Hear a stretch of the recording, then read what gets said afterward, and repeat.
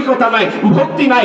এভাবে আপনার বিভিন্ন দায়িত্বশীল যারা সরকারি ভাবে, এদের প্রতি ভয় থাকে, শ্রদ্ধা থাকে না, এদের প্রতি ভয় থাকে, ভালোবাসা থাকে না, এদের প্রতি ভয় থাকে, ভক্তি থাকে না। আল্লাহর প্রতি মানুষের ইমানদারের ভয় আছে, ভক্তি আছে, শ্রদ্ধা আছে, ভালোবাসা আছে। এই সবটাকে এক কথায় বলা হয় তাকওয়া। এক কথায় কি বলা হয়? জোরে বলেন না, কি বলা হয়? আল্লাহ তাআলা আমাদেরকে তাকওয়া হাসিলের তৌফিক দান করেন। আল্লাহ তাআলা কোরআনে কারীমের মধ্যে বলেছেন সবচেয়ে বেশি তাকওয়া আছে উলামায়ে কেরামের অন্তরে। সুবহানাল্লাহ বলবেন না দোস্ত? এইজন্য উলামায়ে কেরামের প্রতি আচরণ সুন্দর করা, উলামায়ে কেরামের প্রতি শ্রদ্ধা রাখা, উলামায়ে কেরামের প্রতি সর্বোচ্চ আচরণ সুন্দর করা, এটাই হলো উম্মতের দায়িত্ব। আর যদি আলেমদের সাথে আচরণ সুন্দর না হয়, যদি জুলুমের আচরণ হয়, যেটা হয়েছে বিগত 17 বছরে, কথা কয় না? এজন্য বলেন ঠিক কি না?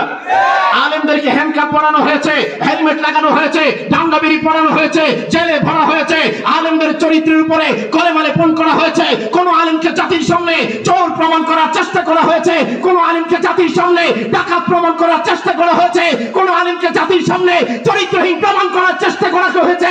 যারা আলেমদের সাথে দুরাচরণ করেছে, জুলুম করেছে, আজকে তারা পৃথিবীতে যেখানেই যায়, যে রাষ্ট্রেই যায়, ওদের কপালে জুতার বাড়ি, জুতার বাড়ি আর জুতার বাড়ি।